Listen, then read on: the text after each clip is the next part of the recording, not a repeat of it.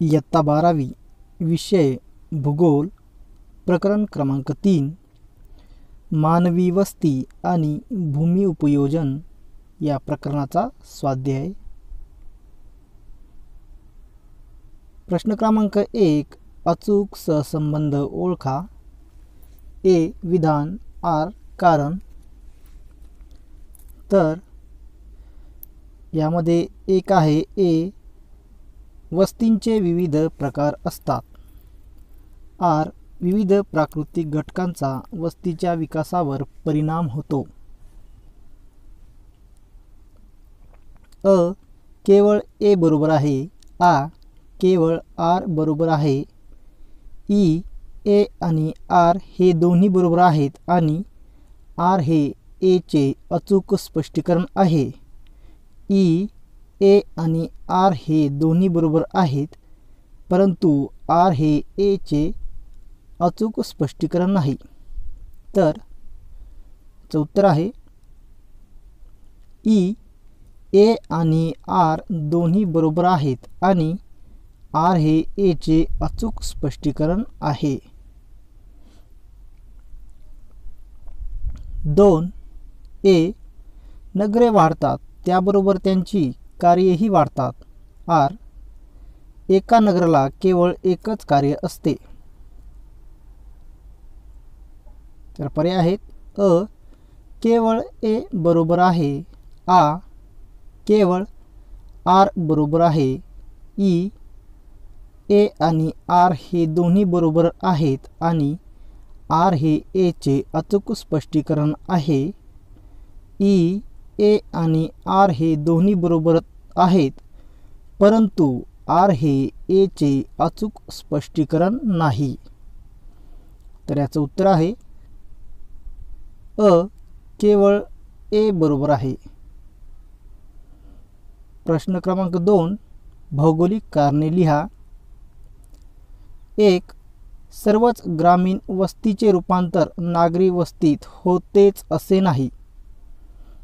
तर याचं उत्तर आहे प्रत्येक ग्रामीण वस्तीचे नागरी वस्तीत रूपांतर होतेच असे नाही, कारण नागरी वस्ती लगत असणाऱ्या ग्रामीण वस्तीचे रूपांतर कधीकधी नागरी वस्तीत होते।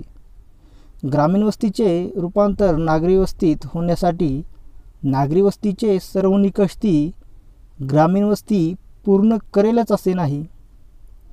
त्या ग्रामीण वस्तीची लोकसंख्या व लोकसंख्या घनता जास्त नसेल, तेथील बहुसंख्य लोकसंख्या ही अजूनही प्राथमिक आर्थिक क्रियाच करत असेल, तेथील एकूणच आर्थिक सामाजिक परिस्थितीत फारसा बदल झाला नसेल, तर ती वस्ती ग्रामीणच राहते, तिचे नागरी वस्तीत रूपांतर होत नाही। थोडक्यात ग्रामीण वस्त्या आपले वेगळेपण जपत आपली ग्रामीण संस्कृती टिकून ठेवतात। 2 ग्रामीण वसाहतीमध्ये भूमी उपयोजन हे शेतीशी निगडीत असते। उत्तर ग्रामीण वस्ती व नागरी वस्त्यामध्ये आर्थिक क्रियामध्ये भिन्नता आढळते। ग्रामीण वस्तीतील बहुसंख्य लोकसंख्या ही प्राथमिक आर्थिक क्रियेत गुंतलेली असते, तर नागरी लोकसंख्या ही बिगर प्राथमिक आर्थिक क्रियेत जास्त असते। ग्रामीण लोकसंख्या ही प्राथमिक आर्थिक क्रियेशी म्हणजे नैसर्गिक घटकांशी निगडीत असल्याने त्यासाठी शेती हा प्रमुख व्यवसाय आहे, म्हणून तेथील भूमी उपयोजन हे शेतीशी निगडीत आहे। यामध्ये पिकाऊ निव्वळ लागवडीखालील क्षेत्र, पडीक जमीन, वनक्षेत्र, नापीक जमीन, गायरान व चराव जमीन यांचा समावेश होतो। त्यामध्ये सर्वाधिक भूमी उपयोजन शेतीशी निगडीत असते। 3 झालर क्षेत्रामध्ये ग्रामीण आणि नागरी दोन्ही वस्त्यांची वैशिष्ट्ये आढळतात। उत्तर ग्रामीण व नागरी क्षेत्रामधील भूमीस ग्रामीण नागरी झालर क्षेत्र असे म्हणतात। हे क्षेत्र दोहोंमधील संक्रमण क्षेत्र असल्याने या क्षेत्रात ग्रामीण व नागरी वैशिष्ट्ये एकत्रित आढळतात। हे क्षेत्र वेगळे असत नाही, या दोहोंमधील संक्रमण क्षेत्र असते. दोन्ही क्षेत्राची सरमिसळ झालेली असते. नगर व ग्रामीण अशा दोन्ही वैशिष्ट्य असलेला हा भाग ग्रामनगर सीमांत क्षेत्र असे या क्षेत्रास म्हणतात. येथे दोन्ही प्रकारचे भूमी उपयोजन आढळून येते. झालर क्षेत्र नागरी संस्कृतीशी पूर्णतः एकरूप झालेला नसते. ते अर्धनागरी अर्धग्रामीण स्वरूपाचे असते. येथे राहणारे लोक ग्रामीण परिसरातील व्यवसाय, अर्थकारण व सामाजिकदृष्ट्या ते नागरी परिसराशी संलग्न असतात. बहुधा अर्थार्जनासाठी ते शहराशी संपर्क साधून असतात. या सर्व कारणामुळे झालर क्षेत्रात ग्रामीण आणि नागरी दोन्ही वस्त्यांची वैशिष्ट्ये आढळतात. 4. नगराची वाढ ही भूमी उपयोजनाशी निगडीत आहे. तर याचं उत्तर असे देता येईल. नागरी भागाचा जसा विकास होत जातो तसा त्याचा विस्तारही होतो. नगरात अनेक प्रकारची कार्ये चालतात. वाढत्या विस्तारामुळे उपलब्ध भूमी कमी पडते व सभोवतालच्या परिसरात विस्तार होत जातो. नगरामध्ये निवासी क्षेत्र, उद्योग क्षेत्र, वाहतूक, मनोरंजन केंद्रे, शैक्षणिक संकुले, उद्याने आदीसाठी मोठ्या जमिनीची आवश्यकता असते. नगरात ही भूमी अपुरी पडल्यास सभोवतालच्या ग्रामीण भागात त्याचा विस्तार होत जातो. कालांतराने ग्रामीण भागातील कृषी भूमी उपयोजनाचे परिवर्तन बिगर कृषी भूमी उपयोजनात होते.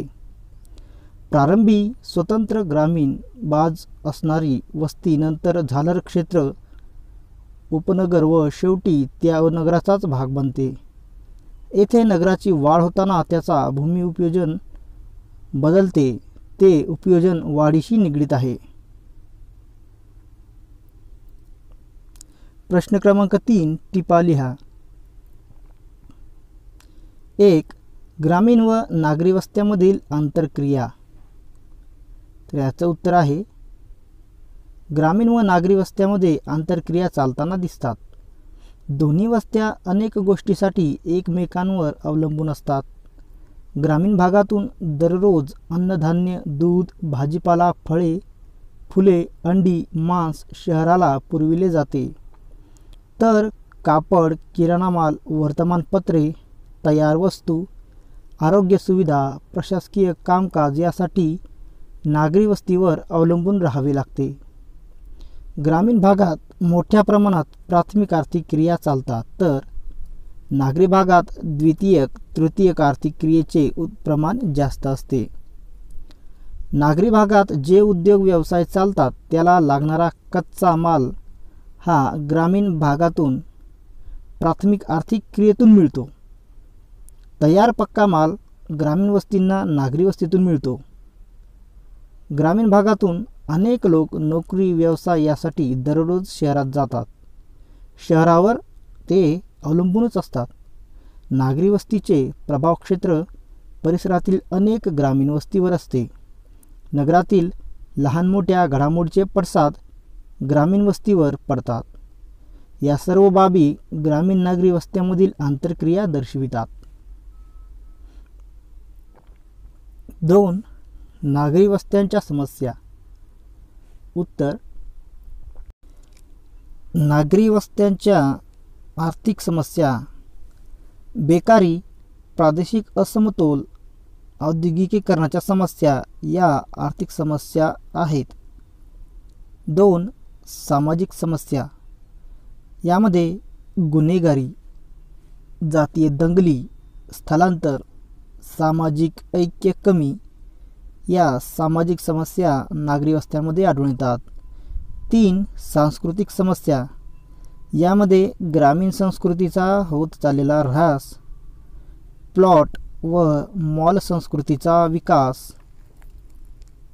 4. पर्यावरणीय समस्या. यामध्ये प्रदूषण, कचरा, सांडपाणी विल्हेवाट, दुष्काळ, साथीचे रोग या समस्या. 5. पायाभूत सोयी सुविधा समस्या. तर यामध्ये जागेची टंचाई, वाहतूक समस्या, पाणी टंचाई, सार्वजनिक सोयींचा अभाव या समस्या आढळून येतात. 6. शासकीय व प्रशासकीय समस्या. तर यामध्ये संरक्षण यंत्रणेवर ताण, सार्वजनिक सुविधांवर ताण, अपुरे कर्मचारी, इमारतींचा अभाव या प्रकारच्या समस्या नागरी वस्त्यामध्ये आढळून येतात. 3. उपनगरे. उत्तर: महानगरांच्या सीमांवर लहान आकाराची नगरे, लहान किंवा मोठी शहरे असतात. अशा नागरी क्षेत्रास उपनगरे म्हणतात. ही सर्व उपनगरे शहराच्या विकासाच्या परिणामाने वाढलेली असतात. शहराची वाढ होऊ लागली की शहरात गर्दी होऊ लागते. त्यामुळे शहराजवळ व शहराच्या बाहेरील बाजूस वस्ती निर्माण होऊन उपनगरे निर्माण होतात. अशी उपनगरे प्राकृतिक, सामाजिक, राजकीय, प्रशासकीय, सांस्कृतिक, आर्थिकदृष्ट्या मुख्य शहराशी एकरूप असतात. कधीकधी उपनगरे ही पायाभूत सोयी सुविधांपासून वंचित राहतात, तर कधीकधी तेथील भूमी उपयोजन हे नियोजनबद्ध करून नियोजित नगर निर्माण केले जाते. तेथे पायाभूत सुविधा चांगल्या निर्माण केल्या जातात. अशी उपनगरे पुढे कधीकधी प्रशासकीयदृष्ट्या स्वतंत्रही होतात. उदाहरणार्थ मुंबईची उपनगरे भांडूप, कल्याण, विरार इत्यादी, तर पुण्याची उपनगरे वाकड, हिंजवडी, कात्रज इत्यादी. 4. संमिश्र भूमी उपयोजन. उत्तर: एखाद्या विशिष्ट प्रदेशात जेव्हा संमिश्र भूमी उपयोजन होत असते तेव्हा भिन्न प्रकारचे भूमी उपयोजन या क्षेत्रात एकत्रित पाहावयास मिळते. अशा प्रकारचे भूमी उपयोजन अनेकदा नियोजित नगरांची निर्मिती करत असताना पाहावयास मिळते.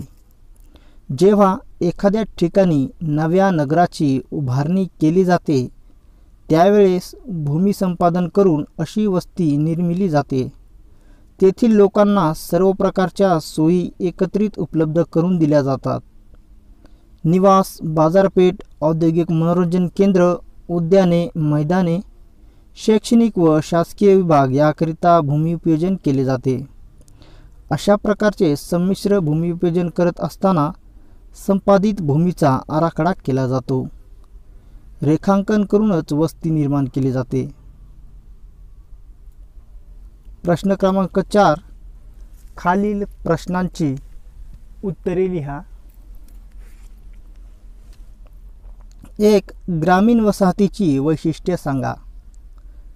तर याचं उत्तर आहे ग्रामीण वस्ती व नागरी वस्ती असे 2 प्रकार मानवी वस्तीचे केले जातात. यामध्ये लोकसंख्या व व्यावसायिक संरचना विचारात घेतली जाते. जगभरात प्राथमिक व्यावसायिकांचे प्रमाण जास्त असल्याने ग्रामीण वस्तीचे प्रमाण अधिक पाहावयास मिळते. भारतातील ग्रामीण वस्तीची संख्या जास्त असल्याने भारतास ग्रामीण वस्तीचा देश असे म्हटले जाते. प्रत्येक भागातील ग्रामीण वस्तीचा आकार, रचना व स्वरूप इत्यादी गोष्टीवर भौगोलिक घटकांचा परिणाम जाणवतो. त्यामुळे त्यामध्ये भिन्नता आहे. आपणास खालील मुद्द्यांच्या आधारे ग्रामीण वसाहतीची वैशिष्ट्ये अभ्यासता येतील. तर यामध्ये 1. वस्तीचा आकार. नागरी वस्तीच्या तुलनेत ग्रामीण वसाहतींचा आकार हा लहान असतो. 2. लोकसंख्या. नागरी भागाच्या तुलनेत ग्रामीण वस्तीची लोकसंख्या कमी व लोकसंख्या घनता सुद्धा कमी आढळते. 3. घरांचे छत. प्रत्येक विभागातील घरांची रचना भिन्न असते. त्या ठिकाणच्या प्राकृतिक घटकांचा प्रभाव त्यावर झालेला जाणवतो. उदाहरणार्थ कोकणात उतरत्या छपराची घरे असतात. पठारावरील घरे सपाट छताची असतात. 4. प्राथमिक आर्थिक क्रिया जास्त. बहुतेक ग्रामीण वसाहतीतील लोक मुख्यत्वे प्राथमिक आर्थिक क्रियेत जास्त असतात. उदाहरणार्थ शेती, लाकूडतोड, खाणकाम, शिकार, वनसंकलन, मासेमारी इत्यादी. 5. कृषी आधारित अर्थव्यवस्था.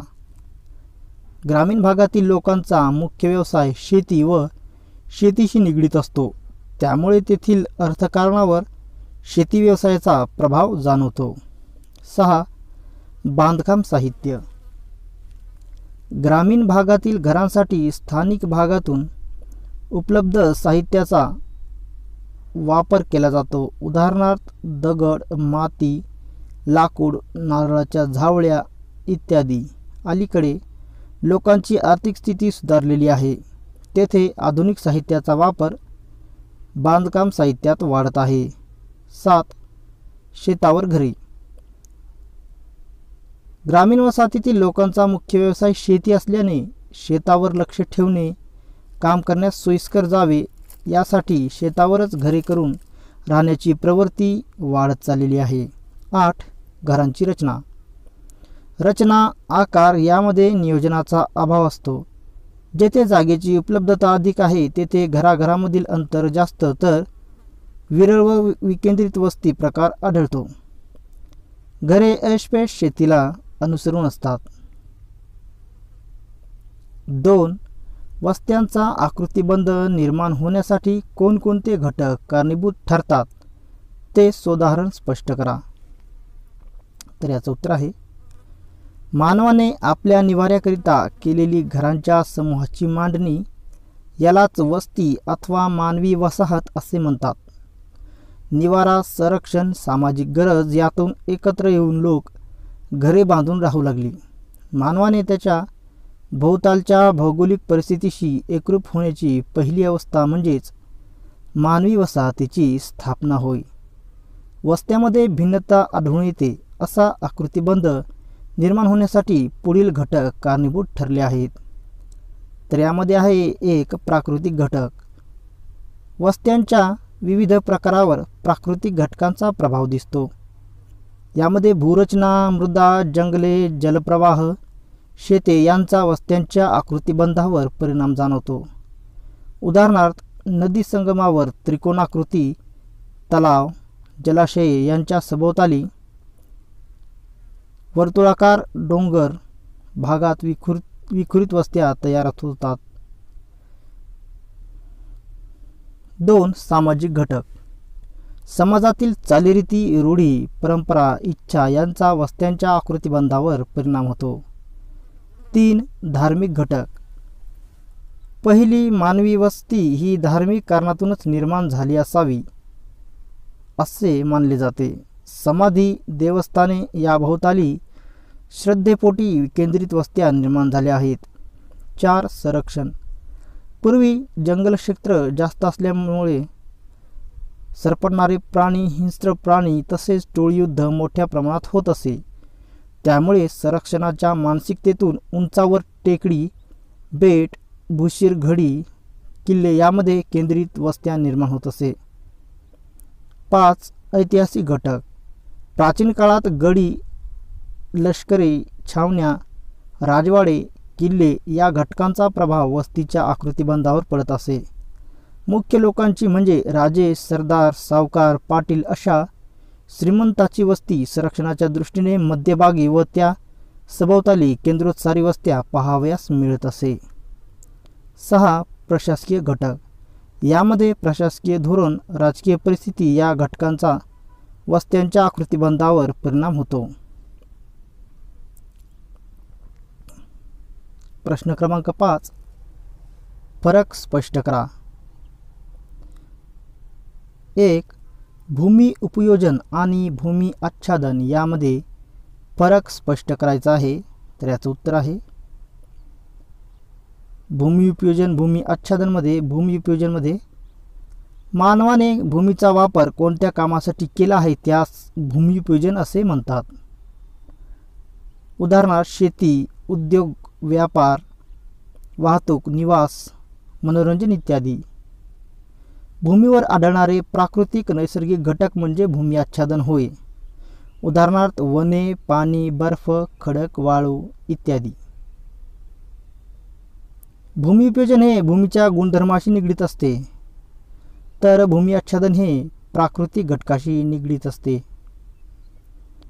2. ओसाड आणि बिगर शेती भूमी यामध्ये फरक स्पष्ट करायचा आहे.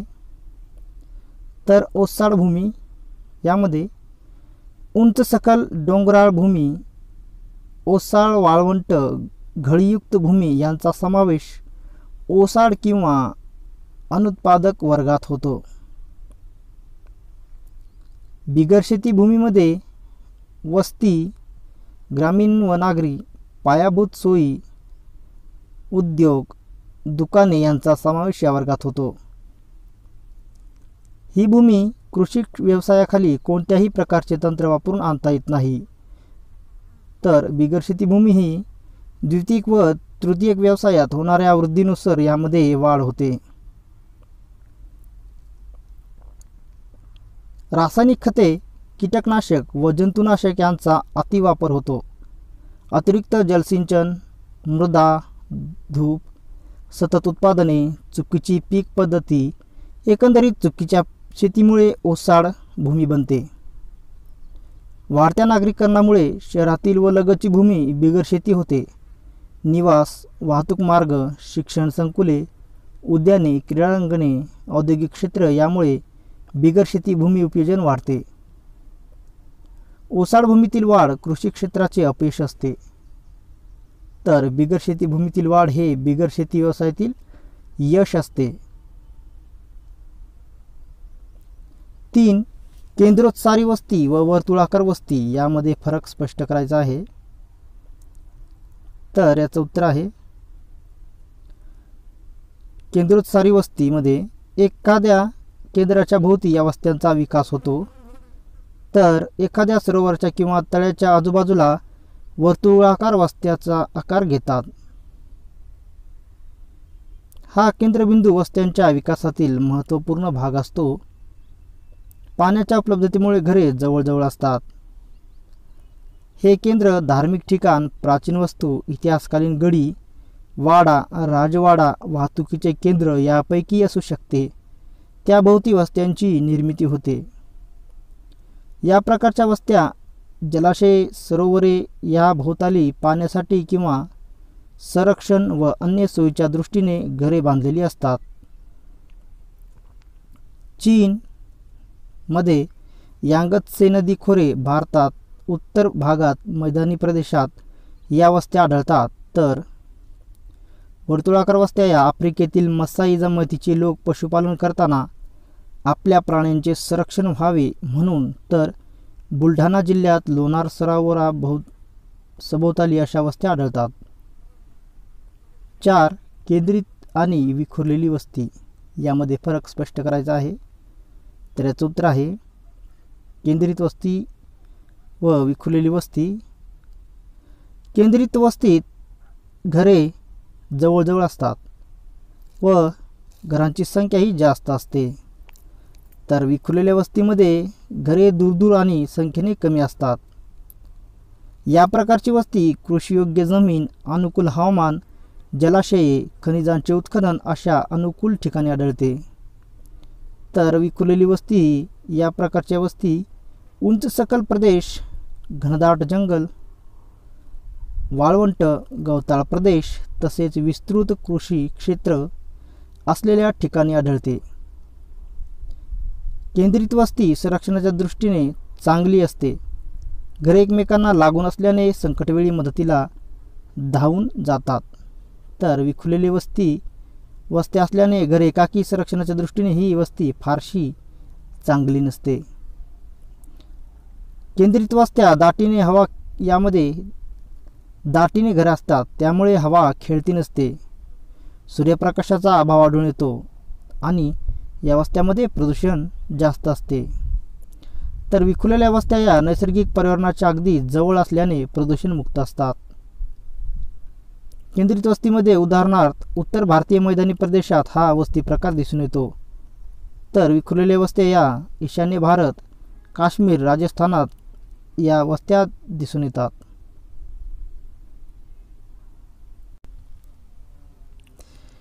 प्रश्न क्रमांक 6. सुबक आकृत्या काढून त्यांना नावे द्या. तर यामध्ये एक आहे रेषीय वस्ती. तर या वस्तीची आकृती आपल्याला अशी काढता येईल आणि याप्रमाणे नावे देता येतील. 2. केंद्रोत्सारी वस्ती. तर या पद्धतीने आकृती काढून त्यांना रस्ता, नदी, केंद्र अशी नावे देऊन ही वस्ती काढता येईल. 3. केंद्रित वस्ती. तर या पद्धतीने केंद्रित वस्तीची आकृती काढू शकता. 4. विखुरलेली वस्ती. तर विखुरलेली वस्तीची जी आकृती आहे ती आपल्याला याप्रमाणे काढता येईल आणि असे नाव देता येतील.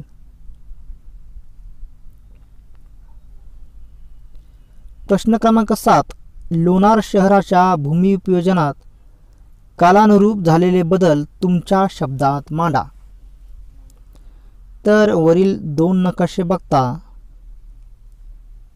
आपल्याला जे काही बदल झालेले आहेत ते असे मांडता येतील.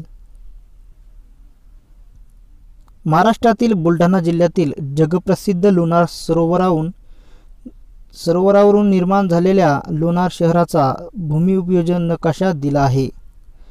सूचीमध्ये विविध रंगांचा वापर करून भूमी उपयोजन व भूमी आच्छादन दर्शविले आहे.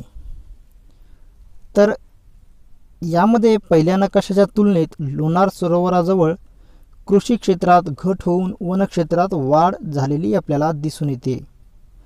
कृषी क्षेत्रात घट होऊन बिगर कृषी क्षेत्रात वाढ झालेली दिसते.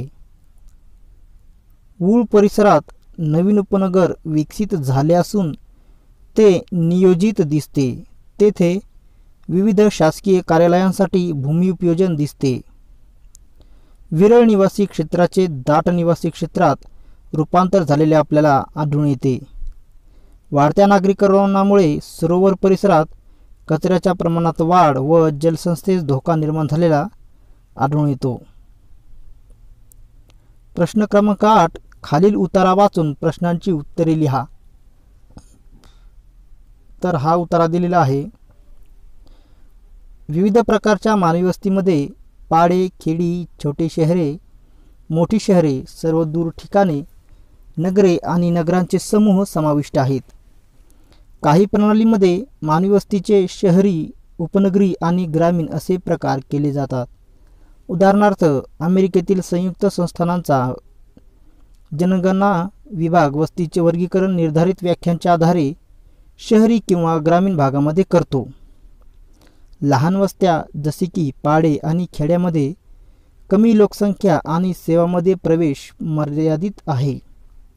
मोठ्या प्रकारच्या वस्ती जसे शहरे जास्त लोकसंख्या, उच्च घनता आणि सेवांमध्ये अधिक प्रवेश आहे.